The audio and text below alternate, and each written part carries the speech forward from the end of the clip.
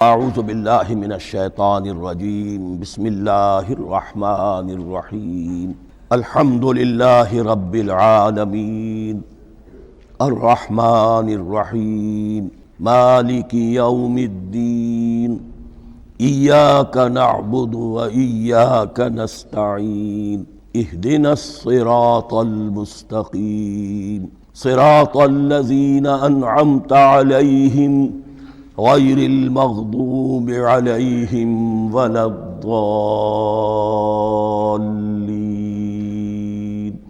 آمین۔ رب اشرح لی صدری ویسر لی امری واحلل عقدۃ من لسانی یفقہوا قولی۔ اللہم ربنا الہمنا رشدنا واعذنا من شرور انفسنا۔ اللہم ارنا الحق حقا وارزقنا اتباعہ وارنا الباطل باطلا وارزقنا اجتنابہ۔ اللہم ربنا یسر لنا امورنا کلہا واتمم لنا بالخیر وتقبل منا فإنک خیر المتقبلین آمین یا رب العالمین۔ ابھی میں نے سورہ فاتحہ کی تلاوت کی اور آپ نے سماعت فرمائی۔ یہ سورہ مبارکہ مصحف کے اعتبار سے تو پہلی صورت ہے ہی، سب کو معلوم ہے، لیکن یہ بھی نوٹ کر لیجئے کہ یہ نزول کے اعتبار سے بھی سب سے پہلی مکمل صورت جو حضور پر نازل ہوئی وہ یہی ہے۔ اس سے قبل متفرق آیات نازل ہوئیں، 5 آیتیں سورہ علق کے آغاز میں، کچھ آیتیں سورہ قلم یا سورہ نون کے آغاز میں، کچھ آیتیں سورہ مزمل کی ابتدا کی، کچھ آیتیں سورہ مدثر کے آغاز کی۔ 5ویں وحی تقریباً اس پر اجماع ہے کہ یہ سورۃ الفاتحہ کی ہے اور یہ مکمل صورت ہے جو حضور پر نازل ہوئی۔ سورۃ الفاتحہ کے معنی ہوئے افتتاحی صورت، فتح یفتح کے معنی ہے کھولنا، مفتاح کنجی کو کہتے ہیں، چابی کو۔ تو یہ اوپننگ سورہ آف دی قرآن، قرآن حکیم کی افتتاحی صورت۔ ویسے جیسا کہ میں تعارف قرآن کے ضمن میں عرض کر چکا ہوں، عربوں کا یہ مزاج تھا کہ جس چیز سے انہیں خصوصی محبت ہوتی تھی اس کے بہت سے نام رکھتے تھے۔ اس کے بھی بہت سے نام ہیں۔ سورۃ الفاتحہ سب سے عام ہے، لیکن الکافیہ، الشافیہ، ام القرآن، اساس القرآن، کم سے کم یہ 4 نام تو میں سمجھتا ہوں کہ ہر مسلمان کو مزید معلوم ہونے چاہیے، اور بھی بہت سے نام۔ اس سورہ مبارکہ کی بالاتفاق و بالاجماع 7 آیتیں ہیں، اگرچہ ان کی ترتیب میں کچھ اختلاف ہے۔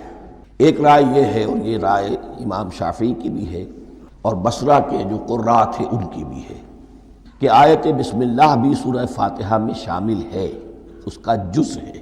وہ اس کو شامل کر کے پھر 7 آیتیں بناتے ہیں، تو آخری جنہیں ہم 2 آیتیں سمجھتے ہیں، صراط الذین انعمت علیہم غیر المغضوب علیہم ولا الضالین، وہ ان کے نزدیک ایک آیت ہے۔ تو گویا کہ نتیجہ یہ نکلا کہ آیتوں کی تعداد 7 ہی رہتی ہے۔ امام ابو حنیفہ رحمۃ اللہ علیہ کا موقف اور کوفے کے جو قراء تھے ان کا بھی موقف یہ ہے کہ آیت بسم اللہ نہ سورہ فاتحہ کا جز ہے نہ کسی اور سورت کا جز ہے، سوائے ایک مقام پر جہاں حضرت سلیمان علیہ السلام کا خط جو ہے نقل ہوا ہے، جنہوں نے ملکہ سبا کو لکھا تھا، انہ من سلیمان و انہ بسم اللہ الرحمن الرحیم۔ تو قرآن کے متن میں صرف اسی جگہ پر یہ آیت شامل سمجھتے ہیں، باقی یہ صرف علامت کے طور پر کہ یہاں سے ایک نئی صورت شروع ہو رہی ہے درج کی گئی ہے۔ اس سورہ مبارکہ کو الصلاح قرار دیا گیا ایک حدیث میں۔ اس کا جو اسلوب ہے وہ دعا کا ہے، اور دعا کے ساتھ اس کی جو مناسبت ہے، اور پھر اسی کی وجہ سے ہماری نماز کا یہ جزو لا ینفک بنا دیا گیا۔ بلکہ ایک حدیث جو میں آپ کو سناؤں گا اس میں اسی کو نماز قرار دیا گیا، الصلاح یہی ہے۔ ویسے وہ حدیث مبارک موجود ہے، من لم یقرأ بفاتحۃ الکتاب لا صلاۃ لمن لم یقرأ بفاتحۃ الکتاب، جو شخص سورہ فاتحہ کی تلاوت نہیں کرتا اس کی کوئی نماز نہیں۔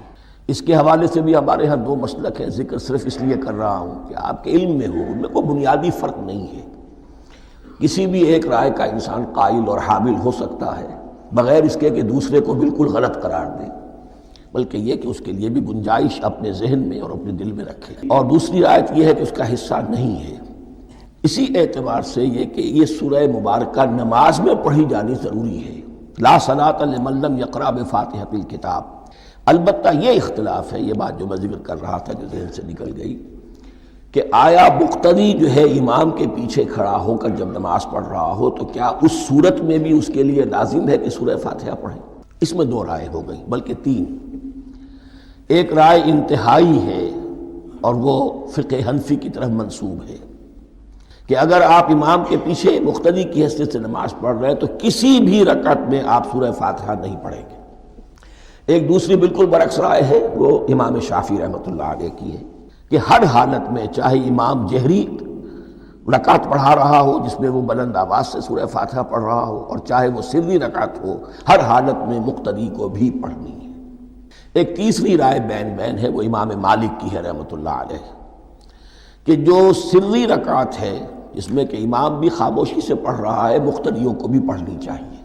جو جہری رکعت ہے جس میں کہ امام بلند آواز سے پڑھ رہا ہے، اس میں مقتدیوں کو خاموش رہ کر پوری توجہ جو ہے سننے پر صرف کر دینی چاہیے۔ اذا قرئ القرآن فاستمعوا له وانصتوا، جب قرآن پڑھا جا رہا ہو تو پوری توجہ اس کے پڑھنے پر مرکوز کر دو اور خود خاموش رہو۔ میرے اپنی رائے میں یہ تیسری رائے سب سے زیادہ صائب ہے اور اس میں کسی طرح کی بھی کوئی پیچیدگی پیدا نہیں ہوتی۔ بہرحال اس سورہ مبارکہ کا جو اسلوب ہے میں نے عرض کیا دعائیہ ہے، البتہ قرآن مجید کے علم اور حکمت کے اعتبار سے، اس کے فلسفے کے اعتبار سے ایک بات سمجھ لینی چاہیے۔ قرآن کا فلسفہ یہ ہے کہ بنیادی ہدایت ہر انسان کے دل میں موجود ہے بالقوہ، پوٹینشلی۔ یہ جو قرآن مجید یا اللہ کی کتابیں نازل ہوتی ہیں یہ انہیں ایکٹیویٹ کرتی ہیں، وہ اندر کی جو ڈورمنٹ کانشسنس ہے، خوابیدہ شعور جو ہے اسے بیدار کر کے اور پھر یہ کہ اسے اجاگر کرتی ہیں۔ ہر سلیم الفطرت انسان اور سلیم العقل انسان، دو سلامتی شرط ہیں۔ سلیم الفطرت، نیچر پرورٹڈ نہ ہو، فطرت مسخ نہ ہو گئی ہو، عقل سلیم ہو، ان دونوں چیزوں کا نتیجہ یہ نکلتا ہے کہ وہ انسان از خود بغیر کسی وحی کی رہنمائی کے، بغیر کسی نبی کی تعلیم کے سے استفادہ کیے ہوئے از خود بھی کچھ حقائق تک پہنچ جاتا ہے۔ اور وہ حقائق کیا ہیں؟ نمبر ایک یہ کہ اس کائنات کا ایک خالق ہے اور وہ ایک ہے، اور وہ تمام صفات کمال سے متصف ہے۔ نمبر دو یہ کہ انسان کی زندگی صرف یہ زندگی نہیں ہے بلکہ ایک اور زندگی ہے کہ جس میں اس زندگی کے اعمال کے نتائج برآمد ہوں گے۔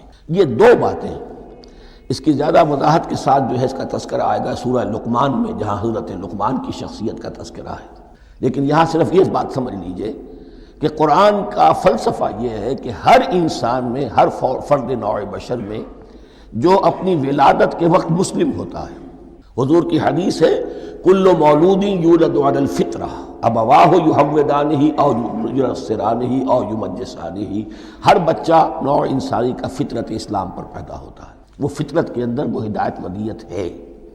اب اگر وہ فطرت بس نہیں ہوئی اور عقل جو ہے وہ صحیح رخ پر کام کر رہی ہے تو ان دو حقائق تک وہ انسان خود پہنچ جائے گا، لیکن ان دونوں حقائق تک پہنچنے کے بعد اب وہ دست بستہ دعا کرے گا کہ اے رب اب مزید ہدایت تو مجھے عطا فرما۔ ایک تو یہ کہ میں کیا کروں کیا نہ کروں، میری عقل اس میں ٹھوکر کھا سکتی ہے، میں کسی اچھی چیز کو بری سمجھ سکتا ہوں، کسی بری کو اچھی سمجھ سکتا ہوں، تو مجھے صحیح راستہ، صحیح راہ ہدایت پر چلا۔ یہ دعا ہے جو انسان کرتا ہے جبکہ وہ ایمان باللہ اور ایمان بالآخرہ تک خود پہنچ چکا ہوتا ہے، اور یہ سمجھتا ہے کہ صحیح زندگی کا رخ یہی ہے کہ جس رب کو میں نے پہچانا ہے کہ وہ اس کائنات کا خالق ہے اور مالک ہے اور رب ہے، میں اس کی بندگی کروں، اس کی اطاعت کروں، اس کا حکم مانوں، اس کے راستے پر چلوں، لیکن وہ راستہ کون سا ہے؟ اس کے لیے پھر دست بدعا ہوتا ہے کہ پروردگار تو میری رہنمائی فرما۔ یہ مقام ہے کہ جہاں آپ سمجھ لیجئے اپنے آپ کو بھی آج اس جگہ پر تصور کرتے ہوئے پھر اس سورہ مبارکہ کو پڑھیے کہ آپ اس مقام پر اللہ کے فضل و کرم سے پہنچ چکے ہیں کہ اللہ کو آپ نے پہچان لیا اور اس کی توحید کو جان لیا، اس کی جملہ صفات کمال سے آپ واقف ہو گئے، آپ یہ بھی جان گئے کہ بڑھ کر اس کے حضور میں حاضر ہونا ہے اور وہ حساب کتاب لے گا۔ پھر آپ نے یہ عہد بھی کر لیا کہ اب زندگی گزارنی ہے اس رب کی بندگی میں، اسی کی فرما برداری میں۔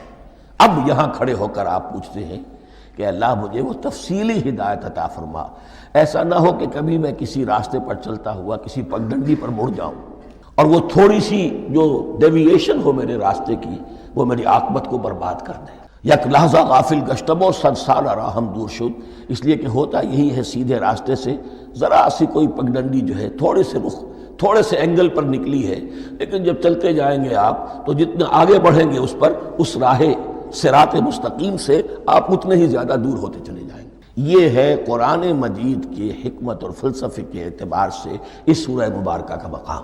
اب آئیے ہم بسم اللہ کرتے ہیں۔ بسم اللہ الرحمن الرحیم، شروع کرتا ہوں میں اللہ کے نام سے جو رحمان اور رحیم ہے۔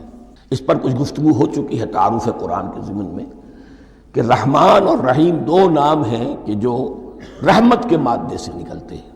رحمان میں اللہ تعالیٰ کی رحمت کا جوش ہے، جانی کیفیت، طوفانی کیفیت، اور رحیم میں اللہ تعالیٰ کی رحمت کا دوام اور تسلسل۔ یہ دونوں کیفیات اللہ کی رحمت میں بیک وقت موجود ہیں، جس کا ہم تصور نہیں کر سکتے۔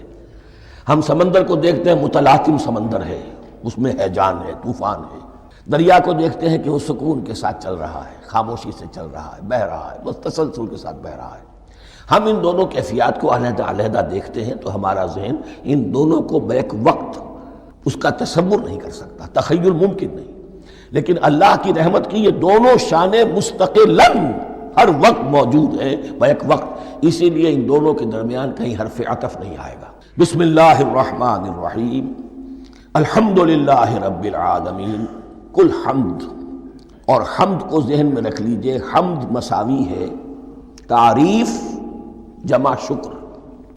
عام طور پر ترجموں میں ایک لفظ لایا جاتا ہے، کل تعریف اللہ کے لیے، یہ کافی نہیں ہے۔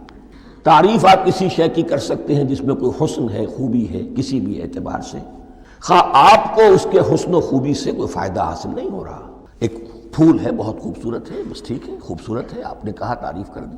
شکر کرتے ہیں آپ اس شے کا جس سے آپ کو کوئی فائدہ پہنچا ہو، استفادہ ہوا ہو، آپ کی کوئی ضرورت پوری ہوئی ہو، آپ کی کوئی مشکل رفع ہوئی ہو۔ اور آپ دیکھیں گے کہ حمد میں یہ شکر کا پہلو غالب ہے۔ جتنی بھی دعائیں ہیں حضور سے منقول، شکر کے مقام پر وہاں حمد آتا ہے۔ بھوک لگی ہوئی تھی، کھانا کھایا، الحمدللہ الذی اطعمنی وسقانی۔ اب یہاں دیکھیے ترجمہ تعریف نہیں، شکر ہے اس اللہ کا جس نے مجھے کھلایا اور پلایا۔ آپ بیت الخلاء سے باہر آئے، نجاستیں آپ سے دور ہو گئیں، طبیعت میں انشراح ہوا، الحمدللہ الذی اذھب عنی الاذی وعافانی۔ وہ شکر ہے اس اللہ کا جس نے اذیت بخش چیزیں مجھ سے دور کر دیں اور مجھے عافیت بخشی۔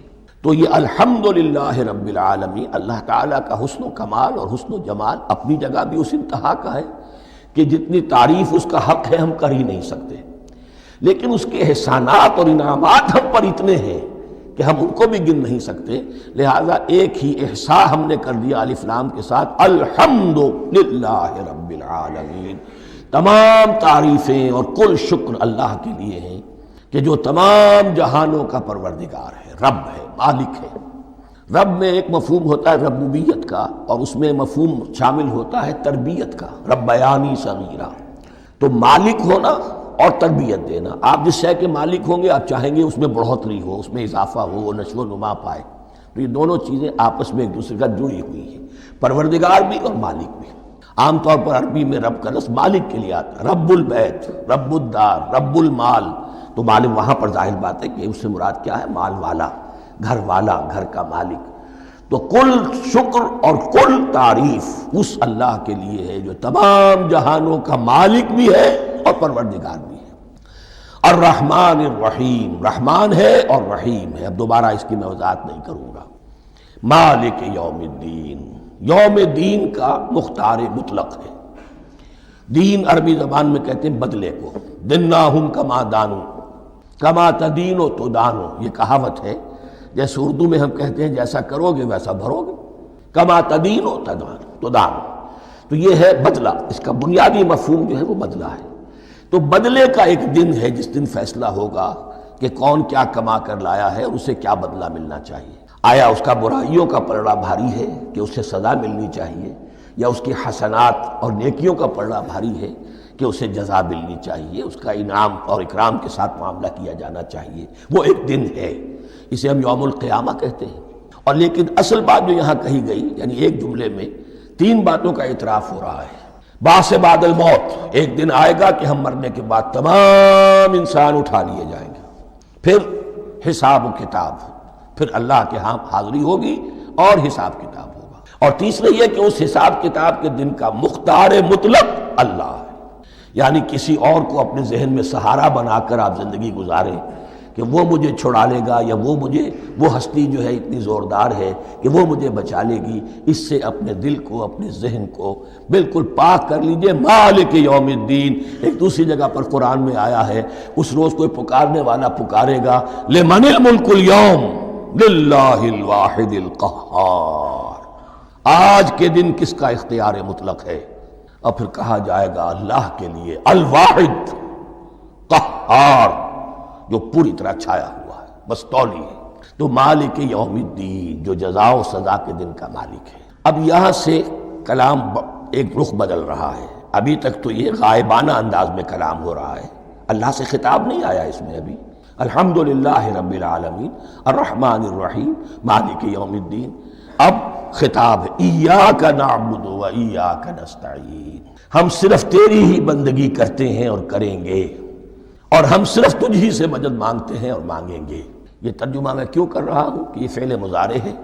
عربی زبان میں فعل مضارع حال اور مستقبل دونوں کو کور کرتا ہے۔ ایاک کا جو ہے مفعول فاعلی جو ہے، مفعول جو ہے اس میں ضمیر مفعولی، اسے پہلے لا کر حشر کا مضمون پیدا ہو گیا۔ ہم تیری بندگی کرتے ہیں نہیں، ہم تیری ہی بندگی کرتے ہیں اور کریں گے۔ حال میں ترجمہ کیجئے تو یہ اظہار حال ہے، اور مستقبل میں ترجمہ کیجئے تو یہ ایک عہد ہے، قول و قرار ہے، بہت بڑا معاہدہ ہے۔ وَإِيَّاكَ نَسْتَعِينُ، اور صرف تجھ ہی سے مدد مانگتے ہیں اور مانگیں گے۔ اس میں بھی حال کا ترجمہ اظہار حال، اللہ کرے کہ واقعی ہمارا حال وہی ہو، جب ہم یہ الفاظ کہتے ہیں تو واقعتاً ہم اس پر پورے اتر رہے ہوں کہ اسی کی بندگی کر رہے ہوں اور اسی سے ساری استعانت اور استمداد کر رہے ہیں۔ جہاں تک مستقبل کا تعلق ہے وہ پھر ایک عہد ہے، اہدنا الصراط المستقیم، یہ مقام وہ آ گیا کہ یہاں تک تو اے پروردگار ہم پہنچ گئے، تیرے فضل سے، تیرے کرم سے۔ فطرت سلیمہ بھی تیری عطا کردہ تھی، عقل سلیم بھی تیری ودیت کردہ تھی، ان دونوں کی روشنی سے ہم یہاں تک تو پہنچ گئے۔ اب ہماری جو ضرورت ہے، احتیاج ہے، وہ کیا ہے؟ اہدنا الصراط المستقیم، ہدایت بخش ہمیں سیدھے راستے کی۔ یہاں 2 باتیں سمجھ لیجئے۔ انفرادی سطح پر انسان کے لیے نہ معلوم کتنے مرحلے آتے ہیں ہر روز کہ جس میں وہ ایک چھٹک کر کھڑا ہو جاتا ہے، یہ کروں یا یہ کروں۔ 2 آلٹرنیٹو سامنے آ رہے ہیں، فیصلہ کرنا مشکل ہو رہا ہے۔ قدم قدم پر ہدایت کی ضرورت ہے، اور اجتماعی طور پر نوع انسانی 3 بڑے بڑے تمدنی مسائل میں واقعہ یہ ہے کہ تسلیم کر لیا جانا چاہیے کہ عقل انسانی اس کو راستہ نہیں دکھا سکتا۔ عام معاشرتی سطح پر مرد اور عورت کے درمیان حقوق اور اختیارات کا کیا توازن ہو، ناممکن ہے، انسان طے نہیں کر سکتا۔ انسان یا مرد ہے یا عورت ہے۔ عورت سوچے گی اپنے لحاظ، اپنے جذبات کا، اپنے خیالات کا لحاظ رکھے گی، مرد کے جذبات و احساسات کا اسے اس کا کوئی تصور ہی ممکن نہیں۔ مرد سوچے گا اسے اپنے احساسات معلوم ہے، لیکن یہ کہ عورت کے احساسات سے وہ نابلد ہے، ان کو محسوس کر ہی نہیں سکتا۔ لا محالہ وہ اپنے بارے میں وہ جو بھی نظام بنائے گا اس میں وہ اپنی بالادستی رکھے گا۔ وہ تو ایک ہی ہستی ہو سکتی ہے کہ جو دونوں کی خالق ہے، مرد کی بھی عورت کی بھی، اور اس کو دونوں سے محبت ہے، دونوں کا خیر خواہ ہے، دونوں کا رب ہے، دونوں کو پروان چڑھانا چاہتا ہے۔ اسی طرح فرد اور معاشرہ یا ریاست، حکومت اور ریاست ہمیشہ یہ چاہتی ہے کہ سارے اختیارات ہمارے ہاتھ میں آ جائیں، ٹوٹلیٹیرین سوسائٹی ہو، بس ہم حکم دیں اور لوگ اس پر چلیں۔ افراد یہ چاہتے نہیں، ہمیں آزادی ہونی چاہیے۔ اب آپ دیکھیے کہ دنیا میں کتنے جھگڑے چلتے ہیں اسی پر، فریڈم فریڈم فریڈم۔ وہ فریڈم واقعتاً اپنی جگہ پر ایک شے ہے، افراد کی آزادی ہونی چاہیے، لیکن افراد کی آزادی اتنی نہ ہو جائے کہ وہ مادر پدر آزاد ہو جائے، کوئی قانون، کوئی قاعدہ، کوئی اخلاقی، کوئی حدود اور قیود جو ہے ان کا پابند نہ رہے۔ تو اب کہاں ہے وہ نقطہ اعتدال کہ جس میں انسان کی انفرادی آزادی، انفرادی اختیار اور ادھر اجتماعی مصلحتیں جو ہیں ان کو بیلنس کیا جا سکے؟ انسان طے نہیں کر سکتا، صرف اللہ ہی اس کے لیے نظام دے سکتا ہے۔ تیسرا مسئلہ ہے سرمایہ اور محنت، اس میں کیا توازن ہو؟ سرمایہ اور محنت دونوں مل کر کچھ بنا رہے ہیں، کچھ پروڈیوس کر رہے ہیں، اب اس میں نفع جو ہوا ہے اس میں سرمایہ کا کتنا حصہ ہونا چاہیے اور لیبر کا کتنا ہونا چاہیے، کون طے کر سکتا ہے؟ اس کے لیے بھی کہ ایسا نہ ہو کہ سرمایہ داری جو ہے آکاش بیل بن کر پورے معاشرے پر چھا جائے اور غریب بیچارہ، مزدور بیچارہ، کاشتکار بیچارہ وہ گویا کہ چکی کے دو پارٹوں میں پس کر رہ جائے، اس کی کوئی حیثیت نہ رہے۔ لیکن یہ کہ دوسری طرف اگر یہ کہ مزدور کا جو حق ہے اس سے زیادہ اس کو دے دیا جائے تو سرمایہ جو ہے وہ سکڑ جائے گا، شائی ہو جائے گا، وہ پھر میدان میں نہیں آئے گا۔ کیا کیا جائے؟ کون سا نقطہ عدل و اعتدال ہے؟ یہ تین مسائل ایسے ہیں، اہدنا الصراط المستقیم۔ تو یوں سمجھیے کہ ایک جو بنیادی ہدایت تھی، ایک اللہ کو پہچان لینا، یہ جان لینا کہ کل حسن و جمال اور تمام انعام و اکرام کا منبع اس کی ذات ہے، وہ رحمان ہے اور رحیم ہے، اور یہ جان لینا کہ مرنے کے بعد جی اٹھنا ہے، حساب کتاب ہے، فیصلہ ہوگا جزا و سزا کا، اور مختار مطلق اس دن کا اللہ ہے۔ پھر یہ عہد کر لینا ایاک نعبد و ایاک نستعین۔ اس کے بعد دعا، پروردگار ہمیں ہدایت پر قائم رکھ، ہماری ہدایت میں اضافہ فرما۔ اس ہدایت کے لفظ کو سمجھ لیجئے، بنیادی ہدایت، تفصیلی ہدایت، قدم قدم پر ہدایت، ہدایت پر ہدایت۔ والذین اہتدوا زادہم ھدی، جو لوگ ہدایت کے راستے پر آتے ہیں اللہ ان کی ہدایت میں اضافہ کرتا ہے۔ تو یہ قدم قدم پر ہمیں ہدایت کی ضرورت ہے اور مرحلہ وار ضرورت ہے۔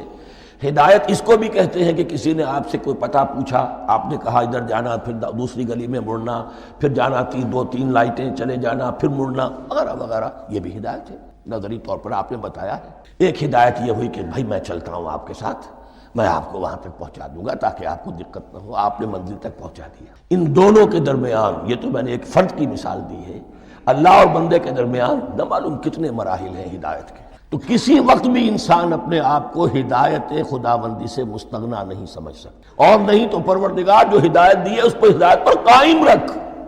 کیا پتہ شیطان کا کوئی حملہ، کیا پتہ ہمارے نفس کی کوئی شرارت کسی ایسے رخ پر ہمیں ڈال دے کہ اب تک کی ساری کمائی بھی ضائع ہو جائے۔ لہذا یہ نہ سمجھیے کہ جب یہ ساری چیزیں ان کو معلوم تھیں، ان چیزوں کا تو اقرار کر رہے تو اب ہدایت کون سی مانگ رہے ہیں؟ تو ہدایت کا تو بڑا میدان کھلا ہوا ہے، اور اس ہدایت کی وہ جو میں نے آخری شکل آپ کو بتائی ہے کہ منزل مقصود تک پہنچا دے، یہ ہدایت بھی قرآن مجید میں اس معنی میں بھی لفظ آیا ہے کہ اہل جنت جب جنت میں داخل ہوں گے تو جو ترانہ حمد ان کی زبان پر اس وقت ہوگا وہ کیا ہے؟ الحمدللہ الذی ہدانا لہذا وما کنا لنہتدی لولا ان ہدانا اللہ۔ کل شکر اس اللہ کا جس نے ہمیں یہاں تک پہنچا دیا، ہدایت دی یہاں تک پہنچا دیا، اور ہم ہرگز نہ پہنچ پاتے، ہم ہرگز ہدایت یافتہ نہ ہو سکتے اگر اللہ ہی ہمیں ہدایت نہ دیتا۔ اہدنا الصراط المستقیم، سیدھا راستہ، صراط الذین انعمت علیہم۔ اب اس کی مزید وضاحت ہے، راستہ اس کا ان لوگوں کا جن پر تیرا انعام ہوا۔ یہ کون لوگ ہیں؟ اس کی وضاحت آپ کو ملے گی سورہ نساء میں، من یطع اللہ والرسول فاولئک مع الذین انعم اللہ علیہم من النبیین والصدیقین والشہداء والصالحین۔ چار طبقات ہیں منعم علیہم، جن پر اللہ کا انعام ہوا ہے۔ چوٹی پر انبیاء کرام، اس کے بعد صدیقین کرام، اس کے بعد شہداء عظام، اس کے بعد عام صالح مسلمان، صالح ہو۔ یہ بیس لائن ہے۔ اس سے اوپر کا درجہ شہداء کا ہے، اس سے اوپر کا درجہ صدیقین کا ہے، اور پھر اس سے اوپر کا درجہ انبیاء کا ہے۔ انبیاء میں سے پھر وہ بھی ہوتے ہیں کہ جو اولو العزم میں من الرسل ہیں، لیکن یہ چار طبقات ہیں، ان کے راستے پر ہمیں چلا۔ غیر المغضوب علیہم ولا الضالین، جو مغضوب علیہم نہیں ہوئے، جن پر تیرا غضب نہیں ہوا۔ اور غضب ہوتا ہے ان پر کہ جو ہدایت کے واضح ہونے کے بعد ہدایت کو ترک کر دیں، وہ ہے مغضوب علیہم۔ جنہیں ہدایت مل گئی ہو، ہدایت کو پہچان لیا ہو، پھر اپنی شرارت نفس کی وجہ سے، اپنی نفسانیت کی وجہ سے، اپنے تکبر کی وجہ سے، اپنے حسد کی وجہ سے وہ اس حق کو رد کر دیں، اس کو ترک کر دیں، ان پر اللہ کا غضب ہے۔ اور اس میں اس کی بہت بڑی مثال تاریخ کے اعتبار سے یہودی ہیں۔ اللہ نے انہیں ہدایت دی، کتابیں عطا کی، تورات، انجیل، زبور، سینکڑوں نبی ان میں مبعوث کیے، 1400 برس تک نبوت کا تار ٹوٹا ہی نہیں، مسلسل۔ ابتدا میں بھی 2 نبی، موسیٰ اور ہارون، اور اختتام پر بھی 2 نبی عیسیٰ اور یحییٰ علیہ السلام، اور ان کے مابین کوئی لمحہ نہیں آیا ہے تاریخ بنی اسرائیل میں جبکہ کوئی نہ کوئی نبی موجود نہ ہو، لیکن انہوں نے اپنی شرارت نفس کی وجہ سے ہدایت تورات سے بھی منہ موڑا، اور پھر سب سے بڑی بات یہ کہ ہدایت محمدی سے، ہدایت قرآنی سے بھی صلی اللہ علیہ وسلم منہ موڑا۔ وہ ہے مغضوب علیہم ولا الضالین، اور نہ ہی گمراہ ہوئے۔ یہ لفظ جو آتا ہے عربی زبان میں گمراہ کا بھی ہے اور تلاش حق میں بھٹکنے والے کا بھی ہے۔ ایک وہ شخص ہے جس پر حق ابھی واضح نہیں ہوا، وہ تلاش میں ہے، اس کے لیے بھی ضال کا لفظ آئے گا۔ اسی طرح کوئی شخص کسی کے عشق اور محبت میں ایسا ہو جائے، دیوانہ ہو جائے، اس کو بھی ضال کہتے ہیں، یعنی اس کے اوپر جذبات کا اتنا غلبہ ہو گیا ہے کسی کی محبت اور عشق کی بنا پہ۔ تو حضور کے لیے یہ لفظ آیا ہے وَوَجَدَكَ ضَالًّا فَهَدَىٰ، اور یہ تو سورۃ الضحیٰ ہے، اکثر بیشتر لوگوں کو یاد ہوگی۔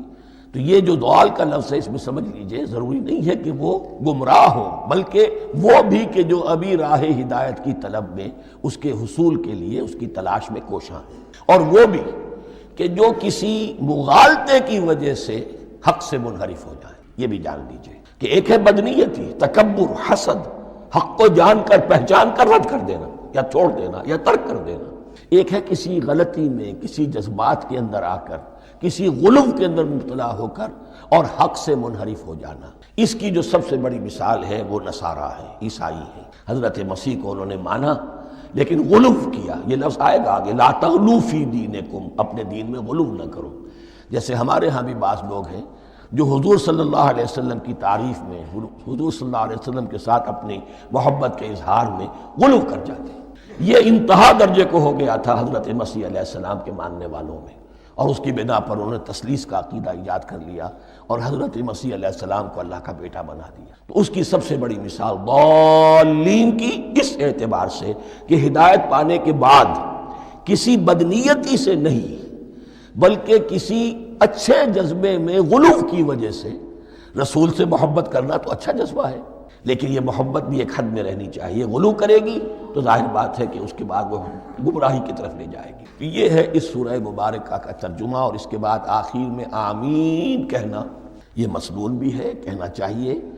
البتہ اختلاف یہاں بھی صرف اتنا ہے کہ نماز میں جب آپ امام کے ساتھ ہیں، وہ اگر جہری قرات کر رہا ہے تو آیا اس کے بعد آپ کو بھی بالجہر کہنا ہے آمین یا نہیں کہنا، یہ اختلاف ہے، ان میں کوئی فرق واقع نہیں ہوتا۔ یہ چیز متفق علیہ کہ کہنا ہے آمین، بلکہ یہ آمین تو یہودیوں میں ہے، یہ آمین جو ہے یہ عیسائیوں میں بھی ہے۔ ان کی بھی جو پریئر، لارڈس پریئر ہے، اس کے بعد آمین، وہ آمین کہتے ہیں، وہ فرق، وہ لفظ ایک ہی ہے، اس لیے کہ عبرانی زبان اور عربی زبان، یا تو ہم یہ کہہ سکتے ہیں کہ دونوں بہنیں ہیں، کوئی ایک مشترک زبان تھی ان کی ماں جس کی یہ 2 بیٹیاں ہیں، اور یا یہ کہنا پڑے گا کہ عربی زبان کی ماں جو ہے وہ عبرانی زبان ہے۔ بہرحال بڑا قریبی رشتہ عربی کا اور عبرانی کا ہے، اس اعتبار سے وہ آمین